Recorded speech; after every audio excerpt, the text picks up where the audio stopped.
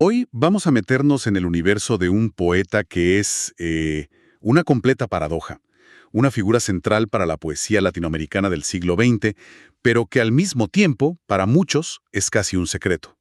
Hablamos del venezolano Juan Sánchez Peláez.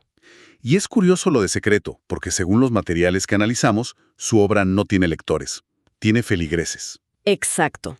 Gente que habla de su poesía casi como una experiencia religiosa, un hechizo. La misión de hoy es un poco descifrar ese hechizo, ¿no? Entender de dónde sale esa devoción y por qué su voz resuena tanto hoy en día. Y tenemos, la verdad, un material de primera para intentarlo. No solo ensayos críticos de gente que lo estudió a fondo, sino también fragmentos de sus libros. Desde el primero, Elena y los elementos. Hasta el final. Sí, y algo que a mí me parece fascinante. Tenemos acceso a presentaciones de su archivo personal. Con todo esto, creo que podemos armar un retrato súper completo de quién fue. No solo el poeta, sino también el traductor, esa figura cultural que, que sin hacer mucho ruido, conectó mundos. Perfecto. Hay una idea que se repite en casi todas las fuentes para definirlo. Dicen que Sánchez Peláez fue un parteaguas. Un antes y un después. Justo. Un antes y un después en la poesía de su país. Y todo parece empezar con su primer libro, Elena y los elementos, de 1951. Cuando un libro provoca algo así, la pregunta es, ¿qué había antes y qué hubo después? ¿Qué fue exactamente lo que rompió? Rompió con el tono. Imagina la poesía venezolana de ese momento. Ajá. Aún tenía un eco modernista, muy apegada a la descripción del paisaje, a una cierta elocuencia, y de repente llega este libro, con él teniendo apenas 29 años, y mete en la conversación una angustia completamente nueva. ¿Una angustia existencial? Sí, introduce una conciencia existencial, la idea del ser humano arrojado al mundo sin un mapa. El crítico Ludovico Silva lo dijo de una forma muy potente. Afirmó que Sánchez Peláez fue el primero en plasmar la angustiosa certeza de ser arrojado al tiempo como un extranjero. O sea, es como si la poesía venezolana estuviera, digamos, mirando por la ventana hacia el paisaje, Sí, y él girara la cámara a 180 grados para apuntar hacia el laberinto interior de la persona. exactamente. Fue un cambio de foco radical.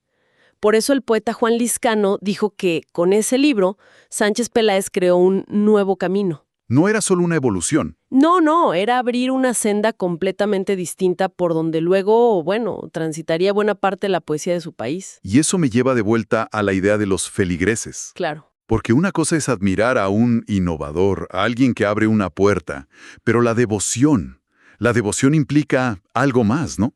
Es una conexión que va más allá de lo puramente literario. Totalmente.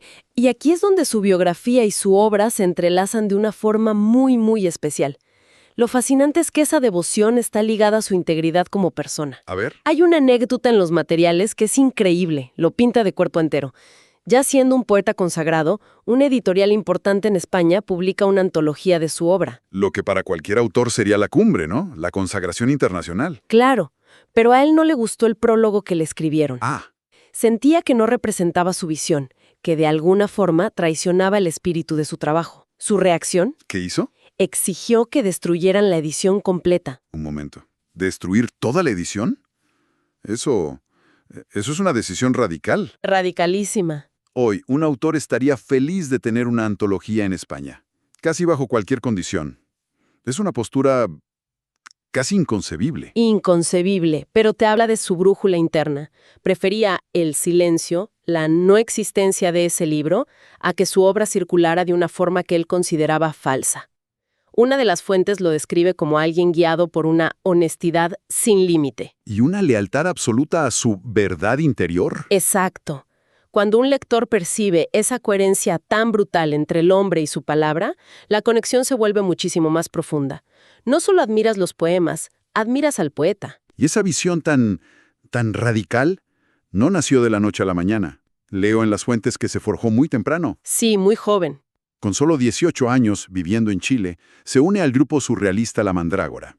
Un grupo que además fue reconocido por el mismísimo André Breton. El padre del surrealismo. Ahí parece estar la semilla de todo. Sí, ese es el punto de partida. Ahí absorbe la idea de que la poesía es una experiencia vital, una forma de conocimiento, ¿no? No un simple adorno estético. Pero aquí viene lo interesante. Ok, aquí tengo que detenerme. Porque cuando oigo surrealista, pienso, no sé, en Salvador Dalí, en escritura automática, en imágenes caóticas, sin sentido aparente. Ujú. Pero luego leo que a Sánchez Peláez lo describen como un ebanista de la palabra, Sí. alguien de precisión quirúrgica. Son dos ideas que chocan en mi cabeza. ¿Cómo se reconcilian el caos surrealista y el control del artesano? Esa es la clave de su originalidad. Un crítico lo define perfectamente como un surrealista contenido y mesurado. Contenido inmesurado. Él toma del surrealismo la libertad de la imagen, la exploración del subconsciente, pero rechaza la escritura automática desbordada. En su trabajo hay lo que se ha llamado una pasión constructivista. Hay una cita del gran escritor italiano Italo Calvino, que aunque no hablaba de él, describe su proceso a la perfección. A ver, La espontaneidad es un punto de llegada, no un inicio. qué buena frase. O sea, el poema puede parecer un sueño espontáneo, pero para llegar a esa sensación hay un trabajo de ingeniería invisible detrás. Exacto. Su esposa, Malena Coello, contaba que escribía siempre, que era un trabajador incansable. Estaba constantemente puliendo, ajustando, buscando la palabra exacta. Y la prueba está en su producción. Claro. Eso me genera una duda. Si escribía constantemente, como decía su esposa, ¿cómo es que publicó tan poco? Su obra completa son apenas 7 libros en más de 50 años de carrera. ¿Era un editor brutal de su propio trabajo o simplemente descartaba la mayoría de lo que escribía? Yo creo que ambas cosas. Era de una autoexigencia altísima. No le interesaba publicar por publicar. Cada libro era un proyecto de años, una decantación lenta, hasta que solo quedaba lo esencial. Y esa obra tan depurada, tan concentrada, gira principalmente sobre dos grandes ejes. El enigma y el erotismo. Hablemos del enigma. Las fuentes dicen que su poesía es una vigorosa máquina de incertidumbres. Me encanta esa imagen. No es una máquina de respuestas, sino de preguntas. Porque él no pretendía explicar el mundo. Más bien quería interpelarlo y compartir esa perplejidad con quien lee. Te seduce con la dificultad, te atrapa en su misterio. No es una poesía que se entrega fácil. Ajá. Y eso genera lo que el crítico Guillermo Sucre llamó una resonancia emotiva. O sea que no se trata de entenderlo con la cabeza, de poder decir, el poema significa esto, No, para nada. sino de sentirlo. Como cuando escuchas una canción en otro idioma, pero la melodía, la voz, te llegan igual. Es algo así. Es exactamente así. Es una conexión que va por otro lado, que no pasa por el intelecto. Es una vibración. Te quedas con la sensación, con la atmósfera. Ya veo. Y el otro gran motor de su obra, el erotismo, funciona de una manera muy similar. No es solo un tema sobre el amor o el cuerpo. Es más bien una estrategia de escritura. Es la energía que mueve el lenguaje. Las palabras en sus poemas parecen desearse, buscarse, acoplarse entre sí, como dice una de las fuentes. Participan en un gran juego, como si el propio lenguaje tuviera una carga sensual. Como la llama doble de Octavio Paz. Justo, donde el lenguaje es a la vez cuerpo y alma, deseo y pensamiento. Para Sánchez Peláez, el erotismo verbal era una forma de buscar un religamiento con el mundo, de alcanzar esa belleza convulsiva de la que hablaba Bretón. Y es increíble ver cómo esa máquina de incertidumbres y ese lenguaje erótico evolucionan. Hay un abismo entre su primer libro y los últimos. Totalmente. Podemos intentar escuchar esa diferencia. ¿Cómo sonaba esa exuberancia verbal de Helena y los elementos? Claro, en ese primer libro te encuentras con versos largos, torrenciales, cargados de imágenes que se atropellan, algo que podría sonar así. Entra el animal de la dicha por mi costado abierto, con su pelaje de relámpagos y un galope de sangre por las llanuras de tu cuerpo. ¡Wow! Hay una profusión, una abundancia casi selvática. Sí, es un torrente. Un montón de imágenes potentes en muy poco espacio. Y si saltamos 50 años en el tiempo, a sus últimos libros como Por cuál causa, o Nostalgia, o Aire sobre el aire, ¿cómo suena ese despojamiento verbal, esa búsqueda de lo que llaman el hueso verbal? Ahí el cambio es radical. El lenguaje se vuelve increíblemente conciso, casi silencioso. La exuberancia desaparece y deja paso a una intensidad contenida. Un verso tardío podría ser, por ejemplo, lo que nombro, nada, el aire sobre el aire. La diferencia es brutal. Pasa de un grito a un susurro, pero el susurro parece casi más pesado, más denso. Esa es la metáfora del silencio de la que hablaba Guillermo Sucre. Es un viaje fascinante, desde la fascinación por el sonido y la imagen desbordada, hacia una palabra esencial, que dice más callando que gritando. Sus últimos libros son joyas de esa contención. Entiendo perfectamente al poeta como artesano, casi obsesionado con la palabra en su taller. Pero eso suena a un trabajo muy solitario. Me cuesta imaginarlo como una figura pública. ¿Estaba realmente aislado o tenía una conexión con el mundo más allá de sus poemas? Esa es la otra gran paradoja. A pesar de esa poesía tan íntima, tan introspectiva, Sánchez Peláez era una figura profundamente cosmopolita. Ah, ¿sí? Para nada un ermitaño. Vivió en Chile en su juventud, luego en Colombia, en París, en Nueva York. Fue agregado cultural, reseñista de arte y cine para la radio. Estaba metido en el mundo. Director literario de una editorial importante. Estaba muy conectado con el pulso cultural de su tiempo. Y sobre todo fue un traductor.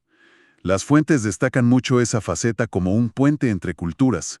Fundamentalmente, su labor como traductor fue una extensión de su propia poesía.